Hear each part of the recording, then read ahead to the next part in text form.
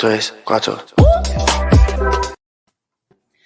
Good evening, everyone, and welcome to the season finale of Divination Night. Joining me tonight, back again from season 1, Amber Owens. Hi, thanks for having me back. I'm so excited.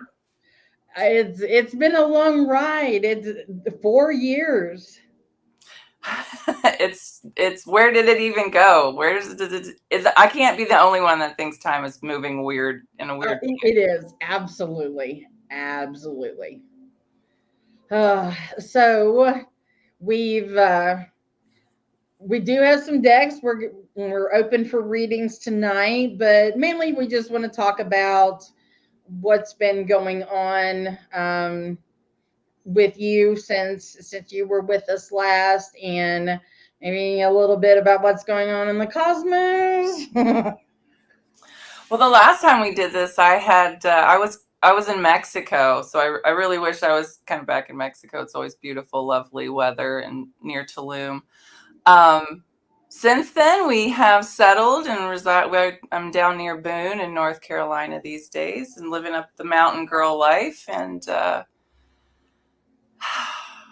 yeah, it's like, where did the last couple of years go? You know, it was like the whole 2020 thing went down, and then it feels like everybody's like card decks just fell, and we've just been trying to put it back together, and then they would kind of fall down again. And so it's been a really hard time, not just for me, but for other people to build.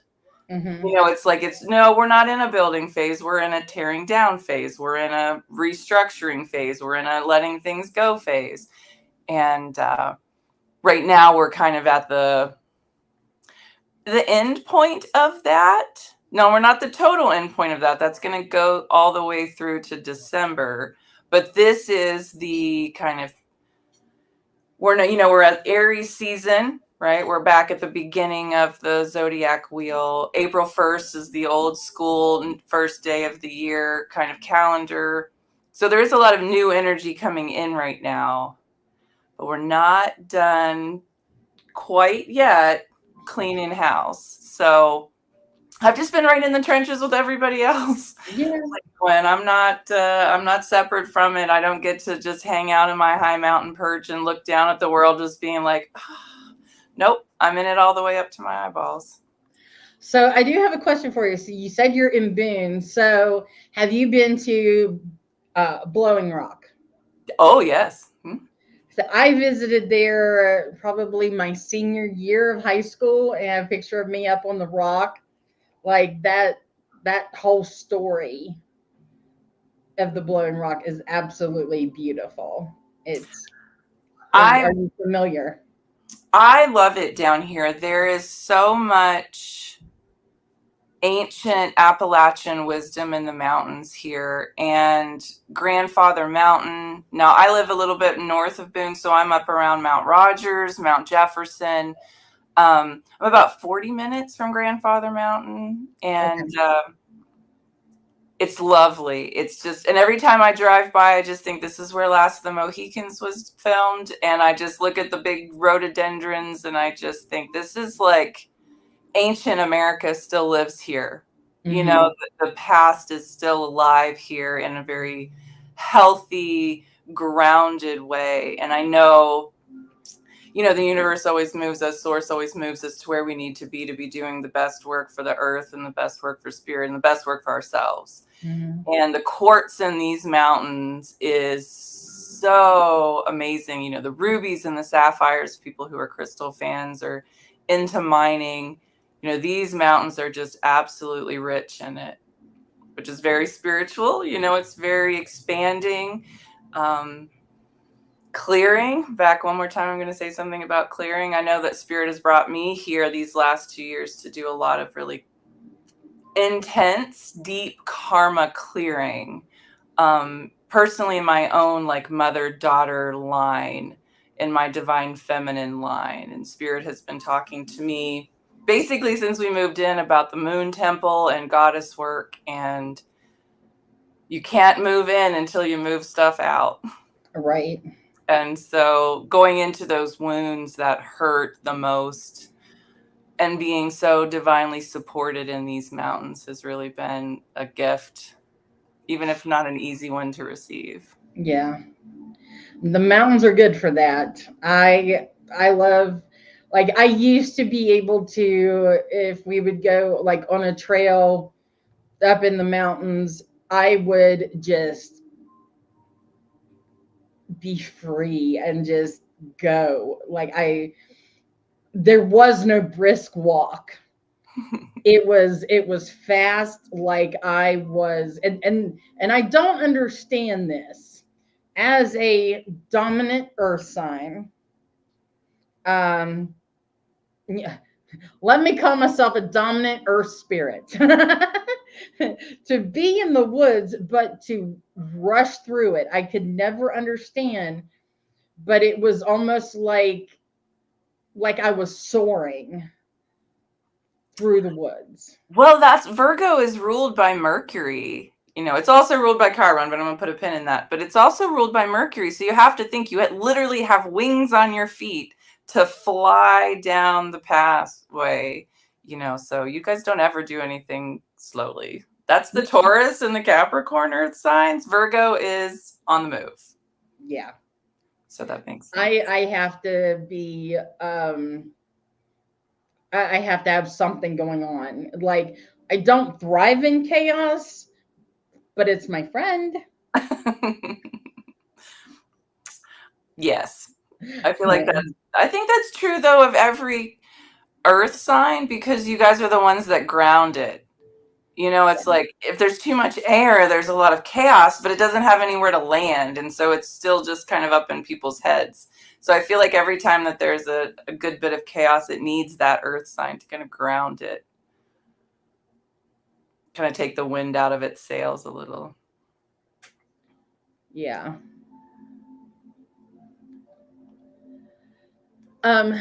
So I was gonna ask you. Now we've changed a lot around here since we got started. Like, the whole look is different and I love your everything. intro. It looks great. Oh, thanks. It's going to get an upgrade because that's been my intro for about 2 years, and I this is my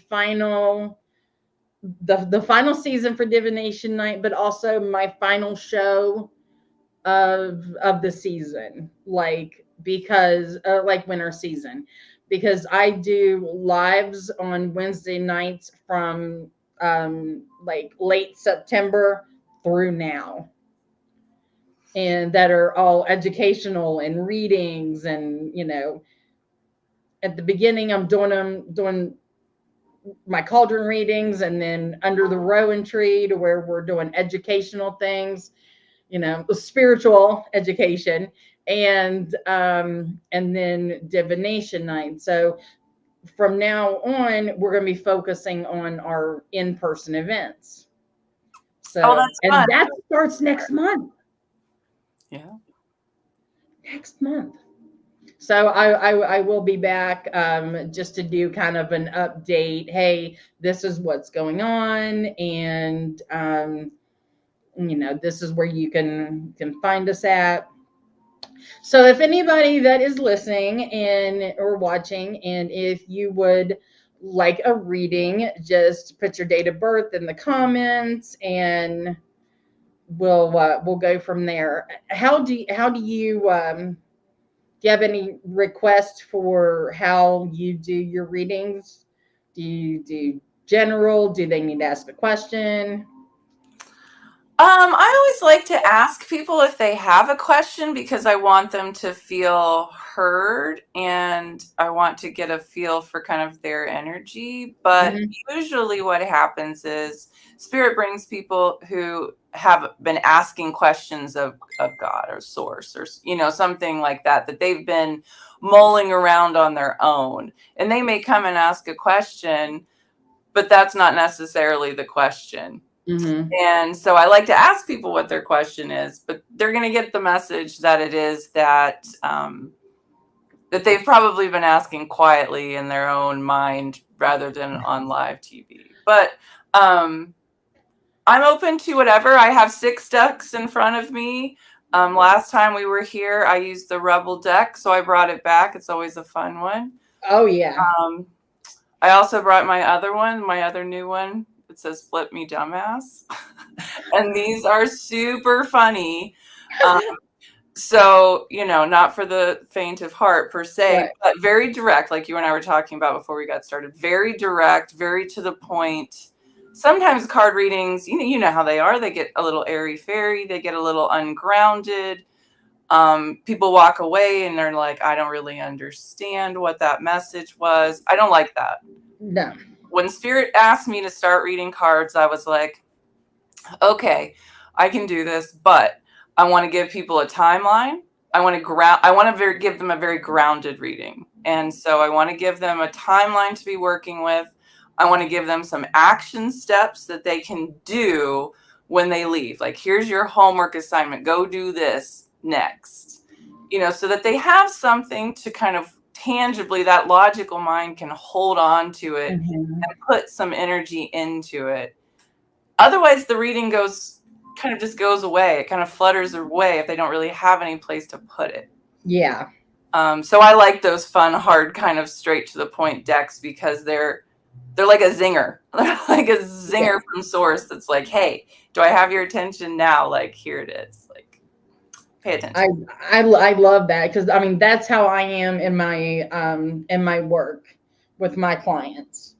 There's that's you're a spiritual coach, aren't you? Yeah. Okay, so that's what we do. Yeah. People come to us and they want that guidance. So yeah, absolutely. And I don't want to just have a reading and be like, oh, okay, that's the information. I'm someone that wants to have that something to do, that what can I do to work for to help this process that's come along the right way. So I feel like one of the things that I struggle with, especially for people who are new to me, maybe the best way to say that is that I'm not a fortune teller.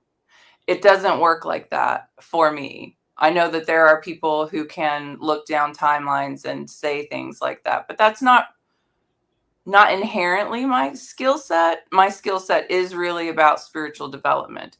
Like, what is the issue that we need to be working on? How can we clear it? How can we shift our mindset? How can we let go of limiting beliefs? What is the limiting belief that we're getting stuck on? Karma, that's been a huge one, I feel like, for the last 5 years specifically. All of our lives is kind of why we're here, cleaning and clearing and working on unfinished business, understanding the things that we've done.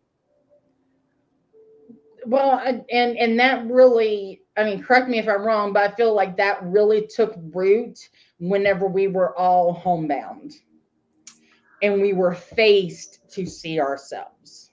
There was no place to run, no place to busy ourselves. Yes, it was. It's interesting because, and I don't remember if we talked about this before, but in 2018, Spirit came in and told me that I needed to be kind of preparing the other lighthouses. And so I worked very intensely in Morgantown there in the surrounding area, Ohio, Pennsylvania, Maryland, to do a lot of Reiki classes to get people kind of trained in the way to be the light for people when they're struggling. And because something was going to happen, but Spirit wouldn't tell me what. Just that there was going to be this big awakening event. My focus was to prepare the other lighthouses. So like, go light the other candles because they're going to be the lighthouse in their little parts of the world. And so I did that very intensely, and I kind of traveled around. And in 2019, so it was like 2018 was here's the game plan. Like, it was like almost like we were learning a dance. If we were going to be Broadway performers, like, here's the dance number, look at it. And so we all kind of walked through some stuff. And then it was like 2019 was like, this is your practice run. Like, we're kind of in outfit, we're kind of in costume, but we're not quite, it's not showtime yet. And we walked through some stuff. And then it was 2020 was go live. And I didn't know what that meant at all. And Spirit wouldn't tell me other than to say that it was going to be a great awakening and that many people were going to wake up and they were going to be looking for the lighthouses. Now, Spirit and I have had conversation many times since then that they could have given me a little bit more of a heads up. That's what I feel right? like. I'm in the trenches just like everybody else. Why you gotta be so cryptic? Right? So it has been, so since 2020, it has been a go live kind of situation where, hey, I hope you've been doing your homework since 2016. I hope you've been doing your homework since 2012. Like we can go back. I hope you've been doing your homework since 2005. Like this is a really great year to be looking at 2005. Okay. Life works in cycles and patterns, and there's astrology to back it up. But like whatever you were looking at in 2005, you're going to be looking at for the rest of 2024. Okay, that's fair. Yeah, it's just stuff that's come back around for us to look at again, to dance with again, to spin it in a new light and keep clearing, keep understanding, keep processing. So there are things that happened to us in 2005, 2004, the end of 2004, all of 2005, that we still don't know what to do with. So it's like we've just been carrying around this suitcase full of, I don't know what to do with that, but I know I'm going to need it. And we just have been carrying it for almost 20 years. Just as long as I don't repeat those same patterns. Like, this is the part of breaking it. I got married in 2005. Oh. That was horrifying. That was a bad experience. I mean, yeah. Well, but it's one of those things. I bet it was incredibly enlightening. I also feel like 2005 was probably, like, I was a dumpster fire. I was an absolute dumpster fire. Yeah. And I was young and I had had my own big awakening in 2004, 2005. And I still, if you ask me what, I'm carrying it around in a suitcase trying to figure out what my big awakening looked like. There's going to be a whole lot of people that have an awakening, probably triggering by this eclipse. Yeah. And so they're going to be in chaos. They're going to be struggling. They're going to not know what to do with the things that they're looking at and seeing. And they're going to be looking for the lighthouses. And I know that you are one of those big, beautiful lighthouses that people come to when you're just glowing right now. And so I imagine that you are going to be of service. I have tried to make myself more available. And now that my health is on the mend and I'm getting better, then I can be a better support to the community, because the last couple of years I have been trying to be that support to the community and walking around like I was half dead. Well, my health was just declining. Well, I love that you brought that up, because it was so confusing to me personally, because you and I were working very intently, especially in the Morgantown, West Virginia area, like to be these lighthouses, to get all of these lighthouses ready. And then 2020 happened and it was almost like we were pulled off the court. And it was like, wait, I thought this was like what we've been like at work for. I thought this is what all of the training was for. And it's been like, we've been benched in a weird way. Yeah. And in those years of that, we've been doing a lot of our own personal intense work. And a lot of that has been around our physical health. How many people do we know are just kind of constantly sick right now? You know, it's like you get sick and then there's another sickness and then there's another sickness and you get better, but then it comes back. There's so many, like the people closest to me, they just can't seem to get any better. It's insane. And I'm like, it's driving me crazy because I want to help. The Virgo in me was like, let me help. What do I need to do to make this all go away? And I have the tendency to want to take on the world, for the people I care about. Well, let me just and put them first. Oh, well, that's another can of worms. We'll come back to that one. Yeah. But the sickness, I don't even really like to call it that, but the thing that everybody, it's a big detox and a big clearing. And I really, if I could tell anybody anything, it would be to stop fighting it. So if I need to tell you this, stop fighting it. It's serving us right now to be so mucusy, to be so, to put you down so that you can't run from whatever it is that you're trying to run from, that you allow your body to clean itself. So often, especially in American culture, we want to stop that process because it's uncomfortable, it's messy, we don't have time for it. Like, it's painful. It's painful. I don't want to feel congested and stuff. I don't want to have pain in my ears. I don't want to have, but all of those things are the places where we've been carrying that baggage I was talking about. We don't actually get to put it in a suitcase. We have to carry it around in here. And so everybody's been sick, especially since October, since the last eclipse. It was almost like October 14th hit and everybody was like down.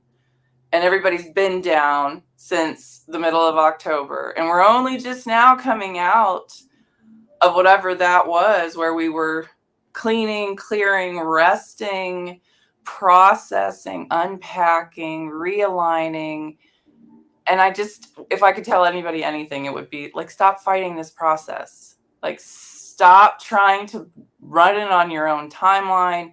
Stop trying to run everybody else's timelines. Like, the best thing you can do for yourself right now is to just relax, breathe, allow this ascension process, allow this evolution to happen, allow these energies to move through you and take what isn't serving you anymore. Mm-hmm.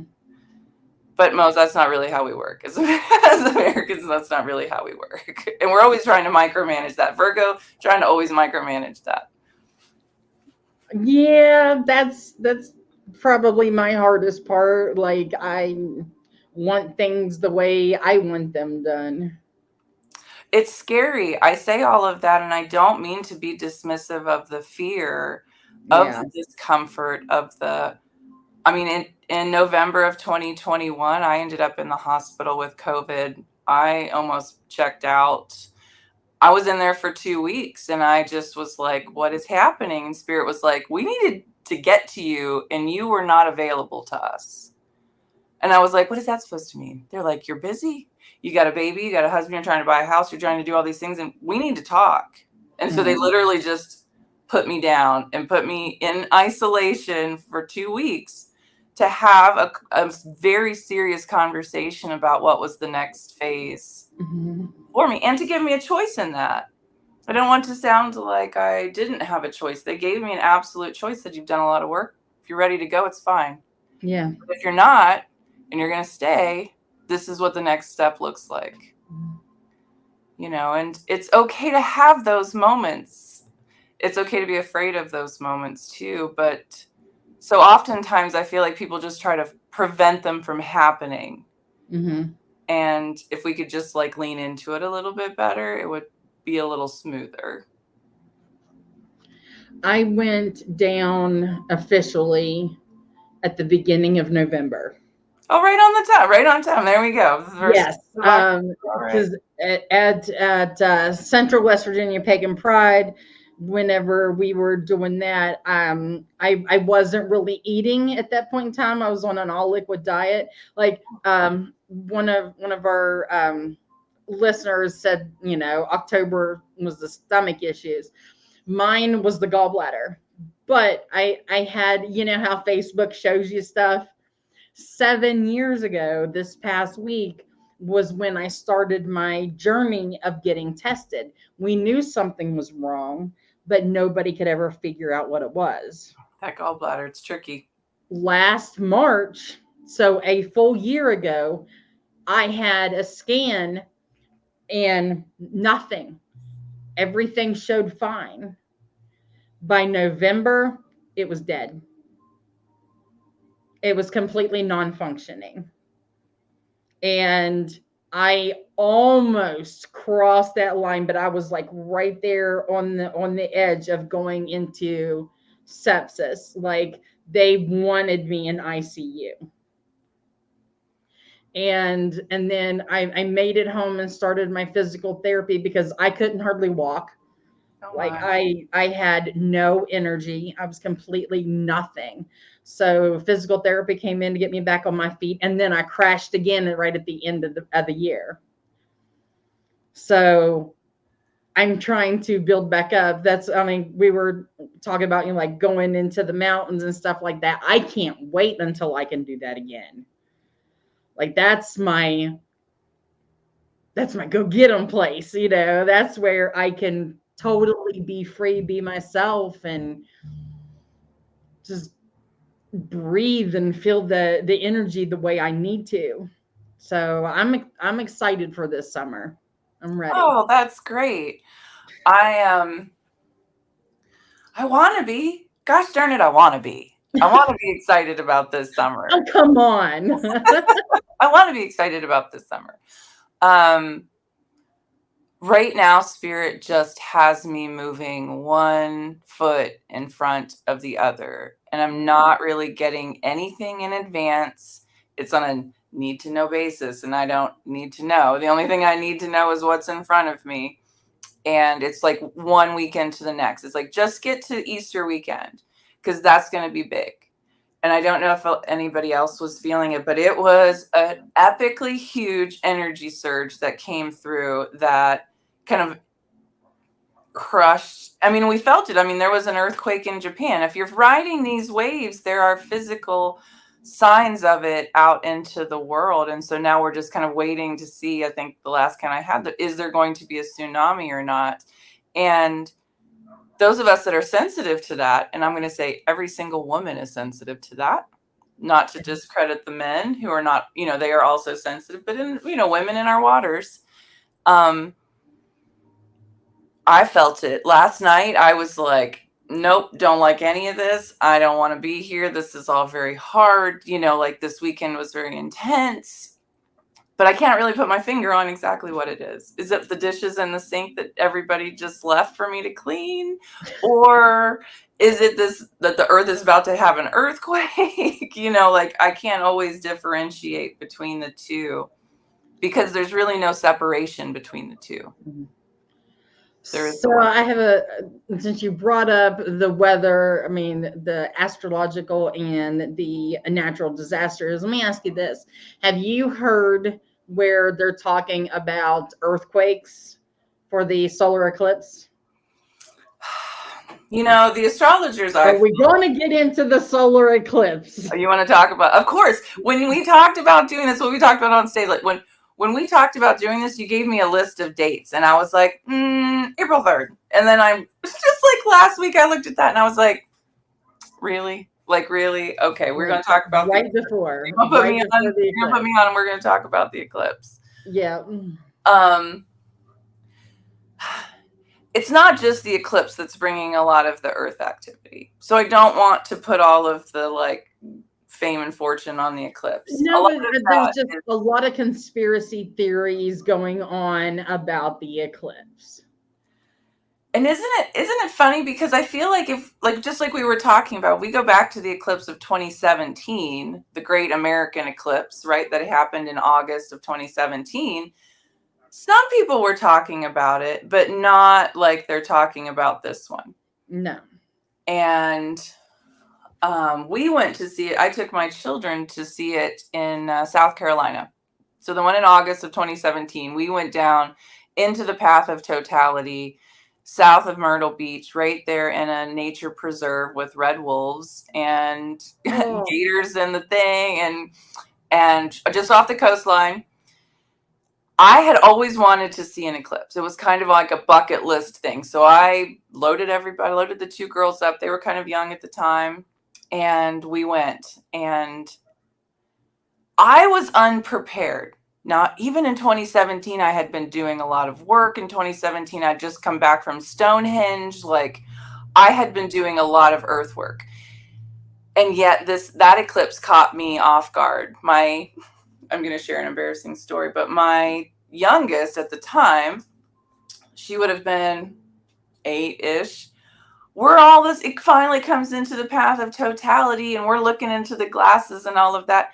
She chokes on a piece of a mandarin orange, and where nobody's looking because we're all looking up, and she is choking, like legitimately choking. If she goes back to an exit point, choice point, it was that. I mean, I had to finally, when she got my attention, we were doing the Heimlich maneuver. Like, she looked at me like I almost bit it. And I was like, you did almost bite it. Like, can we look at these? Can we watch the eclipse now? And then it goes into full eclipse. My other daughter, my oldest daughter, starts freaking out. The wolves are howling, the crickets are out. And she starts throwing all of our stuff into the bag. Like, we can't be here. We got to go. Like, Mom, we can't be here. We got to go. And I was like, what is happening with you two? Like, suck it up. Like, we're here to see the thing. But what my takeaway from that is how incredibly powerful of a moment is it, and how sensitive these children and animals are to that electromagnetic frequency shift. Mm-hmm. And I'm just being blown away by it. But I think those were two of my biggest takeaways, that my daughter had an exit choice moment, and my other one was like, this isn't safe. Her body registered as this isn't safe. Mm-hmm. We have to kind of hide. And I have thought about that so very much since 2017, especially moving towards this next one. I know a lot of people are going to the X, if you've been following any of that conspiracy theory. Yeah, I've seen it. A lot of people I know, especially light workers in the spiritual community, are going to Texas. And they're going to where it crossed the eclipse in October. That's not where Spirit is asking me and my team to go. We are going to Alto Pass, Illinois. Mm-hmm. We're going to Bald Knob Cross in the middle. So it's the X for the August of 2017 point, right in smack kind of in the middle of America. And I keep checking it. I'm like, I don't want anybody checking out. I don't want anybody panic attack. Everybody needs to drink a lot of water. We're not taking any choking hazards. Yes. Spirit, is it safe to go? Because I've seen a lot of posts on social media really propagating a lot of fear. And that's exactly what the conspiracy want. They want you out there in fear. They want you in your home cowering in fear.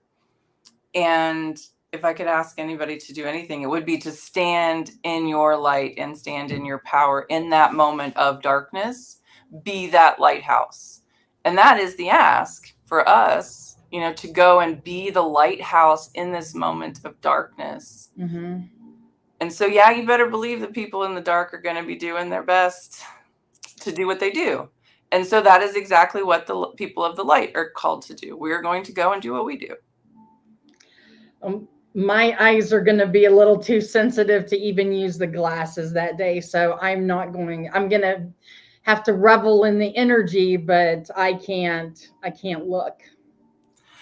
Well, you can look on it. You can look on a screen. You know what I mean? It's one of those things that you don't necessarily have to go out and stand. I'm not telling everybody to go out and stand. Please don't. Yeah. I don't want to get stuck in a lot of traffic. So don't. No. But I'm not able to drive that day, or not. I'm having eye injections of all things on that day. Now think about that. Like, you're going to experience your own darkness.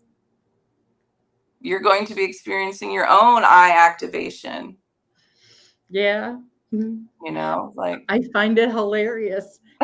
I know, right? Like, somebody planned this. It's great. Things happen to me either on the Sabbaths, on the full moons, new moons, and Mercury retrogrades always.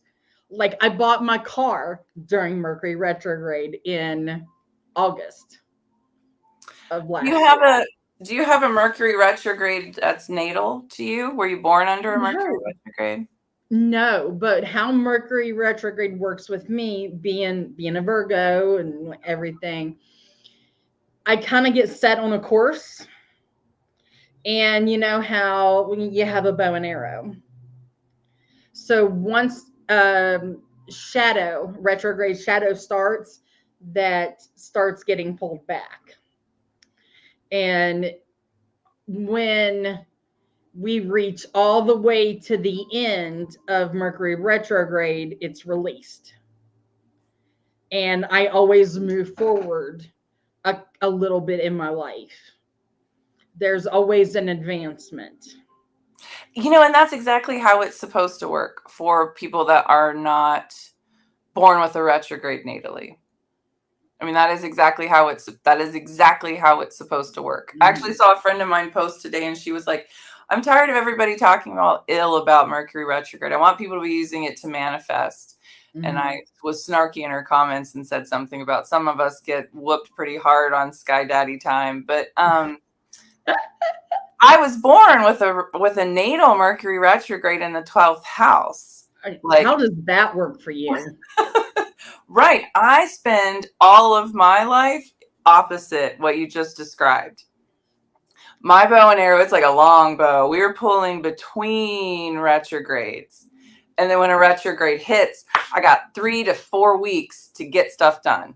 You have that short of a spurt? I have that short of a spurt, and I only get 3 times a year to do anything. And the rest of the time is this really long pull of preparation. And then it's game on, and I've got 3 or 4 weeks. Like my bestie's like, "You ready?" Like, and it's like I gotta like wrap up all the things I didn't get done on my to-do list before, and it's like this is when we do things, and it's crazy. Wow, absolutely. Yeah, it's just a really long bow, if you can imagine, if you're going to use that analogy. Like, we Yeah. pull it back and pull it back and pull it back and pull it back. No, and I made sure I looked, but no, I'm just ruled like Virgo's in my chart 6 times. So I'm just really in tune with it. I feel like that's true of almost every Virgo I know. Nobody's just a little Virgo. Everybody's like big Virgo. Super Virgo. There's no like I'm just a little Virgo. I just have a touch of Virgo. No, everybody's big Virgo, or they're nothing. There's either no Virgo or all Virgo.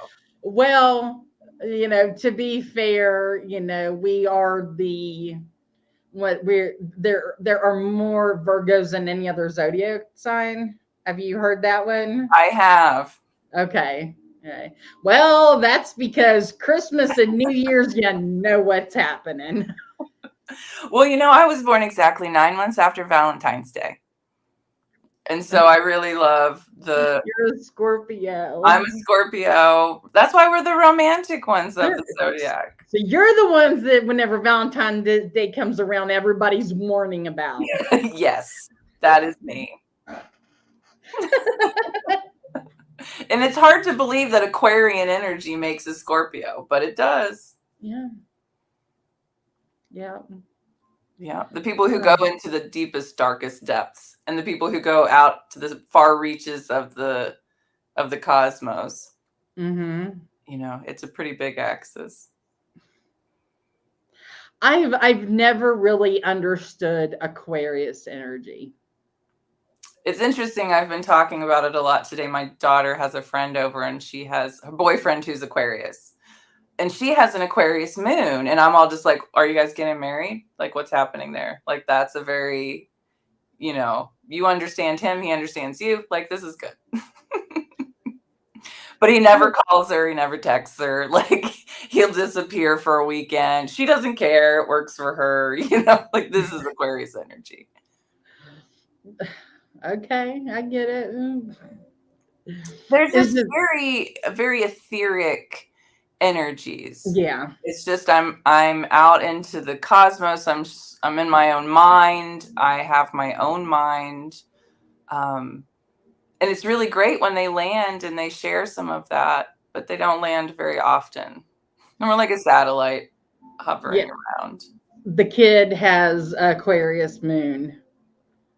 Yeah. So They're always I, weird, and it's a great weird. I love Aquarius weird energy, but it's weird. You know, I it's tell not. her that she came from the stars because she's constantly trying to get back to them. Yes. Yes, there is absolutely a discomfort in being in the physical form. Like that's always kind of a consistent theme. Yeah. It's hard. It's really hard. Do we need to just take a moment here, I feel like, to say like, hey gang, it's really hard right Yeah. now to be in our human bodies. Like it's okay that it's hard. I feel like there's always this like new age spiritual social media of like, look at me, I'm a goddess in the sunlight, half naked on the beach. Nope. Hey, look at me. I'm like in sweats under 6 blankets crying on the bathroom floor. Like that's really what it got That's real. like. That's real. That is valid because I've never been on a beach sunbathing, but I have definitely been on the floor of the bathroom before. Right, but we don't post that stuff. We don't No, talk nobody about ever that does. stuff. No, it's really, really, really hard. And I feel like let's just acknowledge that it's really hard. Right now, the asks these last couple of years to be to use our muscle of discernment to understand what's coming in and what's leaving and what serves us, and how many of us have lost friends and family to either passing on or Civil War type ideological losses that were unexpected and painful. And, you know, I just had a wonderful encounter the other day with a woman who's talking about she lost her running buddy during COVID because she wouldn't come out and run. And, you know, that relationship never quite healed. And I just feel like that speaks volumes to so many to women. You know, I just really want to say, like, hey, women need each other. We need community. We thrive on that. And when we were isolated during 2020 and locked in homes being caretakers and spiritual gurus and trying to maintain our health and the health of everyone around us, like while we were not getting some of our very primal needs met, Mm-hmm. it's been a challenge. Like it's okay that you've been on the bathroom floor crying. Like it's okay that you're in your car eating a donut. Mm-hmm. Like it's okay. I had a guilty pleasure, and mine was going through random drive-throughs and just getting just one little snacky snack and just being like, okay, this is all mine. I'm gonna hide it. Nobody can see it. You know, and we all have those indulgences, but we're always afraid to reveal them because we're afraid that someone's gonna think that, you know, bad about us or something like that. You know, it's interesting. I had this conversation like yesterday with my bestie that one of the things that Spirit was saying to me was that women don't ask for enough help. We'll go get our hair done. We'll go get our nails done. We'll go, you know, like we'll go to the moon and back for somebody else, but we're not seeking our own health care. We're not getting doula services when we're pregnant. We're not going to yoga enough. Yoga really took a hit during 2020. Mm-hmm. Um, you know, we're not working with homeopaths. We're not getting enough acupuncture. You know, like we're not really caretaking ourselves. We're not getting the health and help that we need because it's like there's this like badge of honor, like, oh, I did it and I didn't need any help. I did it Mm-hmm. alone. I did it by myself. I didn't need anybody. Okay, so I find that that is more for like those of us like millennials and up, Okay. because like we've taught, you know, Z and down that it's okay to ask for help and to be more in the feelings. But like X and millennials, we were primarily raised to be seen, not heard, not showing emotions, like at least I was and some of my friends. And I'm X. So I know we wasn't allowed to have emotions. We had to bottle it up. We had to be successful on our own. We wasn't allowed to have anybody, assisting us. But then we wasn't allowed to have pride in ourselves either for a job well done. So have you watched? I can't remember the name of the guy who makes the videos, and it's something about, it's one of those like, well, those of us in the 90s were outside drinking out of a garden hose, and the door was locked because we weren't allowed to come back in. And then there are commercials to remind your parents that they even had kids. Yeah, I remember them vividly. That is so on point. And yet, so we'd have these parents that aren't really doing a whole lot for us. And then we have these children that our pendulum has swung so that we're doing so much for them. Yeah. And so we're not getting help from the kids. We're not getting help from the parents. And so you're right. Our generation, this like window is just, I think that was like my big thing last night. It was just drowning in this like aloneness, in this unsupported space of like, you're right. The kids don't have any trouble saying, Mom, open this for me. Mom, open this for me. Mom, open this for me. Mom, open this for me. Right. And the parents are like, best of luck to you.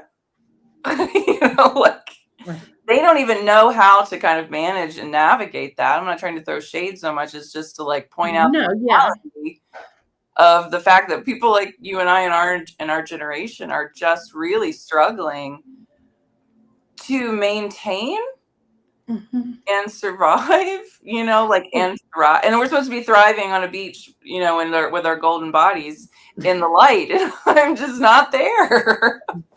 For the past week, and I call it because we've been in shadow phase, but for the past week, I have felt so alone and so depressed, and I don't mind talking about it. Because of what I do, I don't mind talking about it, but so alone, so depressed, randomly crying, a tear will fall, and I'm like, where the heck did that come from?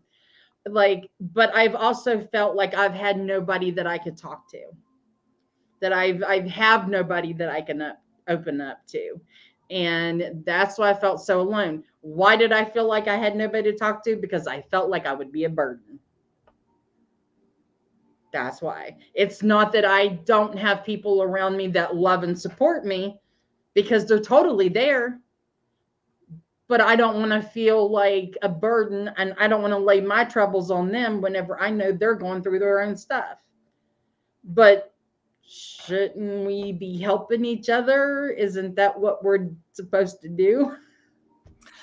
And that is exactly where I landed last night, that I was like, wait, I'm just doing all of this and everybody else is having a great time. And that's great. I want them to be having a great time. But I'm feeling very unsupported right now. Mm-hmm. And I want this to be a very collective experience. I want to feel like I'm part of the team too. And that really speaks to the, like, astrology wise, that speaks to the Pluto in Aquarius. Like you were talking about Aquarius energy. Pluto just moved into Aquarius. And it's going to come in and really show us where we're peddling some BS around our collective ideas. And that is on us who have played this middleman role. It's on the collective of we're all in this together. That's really been the opposite of the truth now, hasn't it? In a lot of cases. Yeah. Women lost their jobs, they've lost their health, they're overwhelmed, and there's not really a lot of voice being given to that because everybody just wants to go back to this normal, and it didn't go back to normal, and nobody's really talking about that. No. And so, but we're not really allowed to talk about that. So just like you said, Lady Gwen, like we're just like, I don't know who to go to with this. Yeah. Because everybody else kind of just wants to pretend like it didn't happen or that it's okay. And I'm holding this thing in my hands and I don't know where to put it. And so if you've been following it, for the people who are watching this, if you've not followed, I'm always kind of commenting on that on Facebook, like, hey, it's okay. Like, hey, this stuff didn't go back to normal. Like, hey, it's okay. Because that's what I'm experiencing, one for myself, And I'm also experiencing that in the quiet, single, one-on-one conversations with people. It almost inevitably goes to, especially new people I'm meeting, it goes to very quickly that they're not okay and things haven't recovered in the way that we all are acting like they did, if that makes sense. Yeah. And Pluto in Aquarius is driving some of that. Saturn in Pisces is also driving some of that. Like, we have to wake up from these delusions and illusions that we've had and really get some some, you know, grounded, like we're talking about when we first got on here, that like we've got to get grounded in this. We've got to ground the chaos. We've got to start talking about the reality of things, and we've got to see where we're not seeing things clearly. That's why I love these texts like this, because it's like, it doesn't even mince words. It's just like, this is what you're not seeing. Here it is. Go deal with it. It's that thing in the back of the closet that you've been ignoring. Yeah. Not talking about, and then it's like not even knowing what to do with it. You're like, I know it's there. I open the cabinet. I look at it. Do I keep it? Do I get rid of it? Do I gift it? Do I Goodwill it? Like, am I going to need that? I'm just going to shut the cabinet door. I'm going through a massive purge right now. So I get that. Totally get that. I've like have those little piles of Right. do I keep it? Yeah. Nope, I'm just gonna let it go. Time to go. Time to go. Time to go. And it's spring cleanup time. So even the cities are like, all right, put your trash out. We got this. So it's time. That's what this month is. April is cleanup month. Yes, and we're going to be doing even more of that. That's what I'm saying. Like, we're going to be doing that from now until December. That's what you say. Like, I want to be excited about the summer, but I also know there's a lot of work ahead still of the summer, and I don't want to be delusional. That's really like the thing that we're fighting the most right now, is like this delusional. And I think that come back to your eclipse question, like, yes, yes, there are a lot of things going on. Yes, it's going to be big. It's going to be epic. While you're in that space, wherever you're at, if you're sitting at home on your couch, if you're in the doctor, like, if wherever you're at in that moment, just set the intention to see the truth of things, to let this moment, this big reset button hit and show you a new kind of reality. Mm-hmm. The reality of things. They're always telling us that we can't handle it. You can't handle the truth. You can't handle the reality of it, but you can. And there are people like you and I out there doing the work that have seen beyond the veil, who have seen the light, that are here to help. When we're loud, when we're not being put down ourselves, when we're not crying alone on the bathroom floor, or eating a donut in the car at 8 o'clock in the morning crying, like, don't worry, I will be there. Just give me a minute and I'll get up.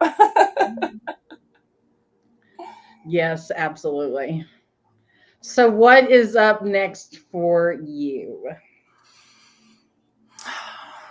Like I said, it's just one foot in front of the other. We're going to the eclipse this coming weekend. We're coming back up and spending the weekend in West Virginia before we head out. That's always wonderful. I love West Virginia in a way that I feel like I didn't necessarily always have an appreciation of when I was younger. The divine feminine energy that's in those mountains and that's in that ancient ocean water. And I'm just going to let that reset button hit. And it's hard for me to say. And I would tell anybody that if you've got big plans, just wait. Like, just wait and see what this eclipse does to you, does for you, does for the people around you. And let it do its thing. Don't fight the process. Don't try to rush things through. And if you are wanting a big relationship, and I know that there will be people who watch this recording later on, if you're looking for a new big relationship, it's okay that it's not manifesting as quickly as you want it to, because right now when the North Node is working on that Aries Libra axis. Mm-hmm. We are all really looking at who am I, Aries, self-focus, versus Libra, who am I in relationship to everybody else? That's another driving force of that, looking at the collective energy. Where am I overgiving and not giving enough to myself? And so it has been right now, especially, and I've been told it's going to do this all the way up until the 1st of December, that we're going to be kind of in our own corners. Even if you're in a marriage, even if you're in a relationship long term, it's almost like we've been put into our own corners to do some reevaluating. Yeah. It's okay if things aren't working as quickly as you want them to in the relationship field. Keep working on your stuff. Keep looking at your attachment styles, your communication styles. Keep looking at your past traumas. Keep learning new skills. You know, you can use this time to learn new skills, new communication.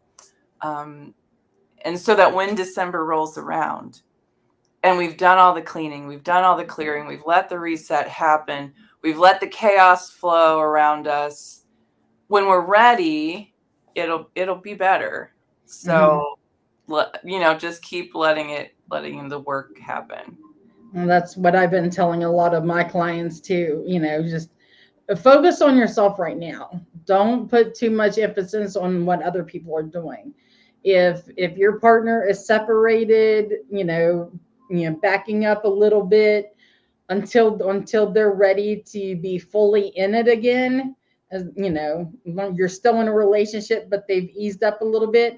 Take that time to work on yourself. Focus on yourself. Do things that make you happy. Gain some of your own independence. Take your control back. Yes, it is really a gift, even if it's not the gift you want. Mm-hmm. It is, in fact, a gift, because we need to be getting a little more, it's like, it's so hard because the word loves to throw around the word narcissist, but there are so very many people, especially women, who give too much and don't take care of themselves enough. And especially when we get into a relationship, we become all about the partner and we abandon ourselves and self-sabotage in order to keep our partner happy and in order to maintain the relationship. And then a couple of years go down the road and you're like, wait a minute, who am I? Where did I go? Yeah, what happened to me? What happened to me? And who am I now? And that is part of the process. There's no shame in any of that. It is how we are kind of designed to function. But we're being asked to evaluate that and look at that right now, to do so more mindfully as we move. If that makes sense. Yeah. All right. Well, we're shooting at the top of the hour, and I guess everybody enjoyed the conversation because nobody asked for a reading, but that's great. We've had a lot of comments. Thank you all so much for joining in with the comments. They've been greatly appreciated. Gosh, I didn't even have my comments on. I had no idea, no idea what was happening.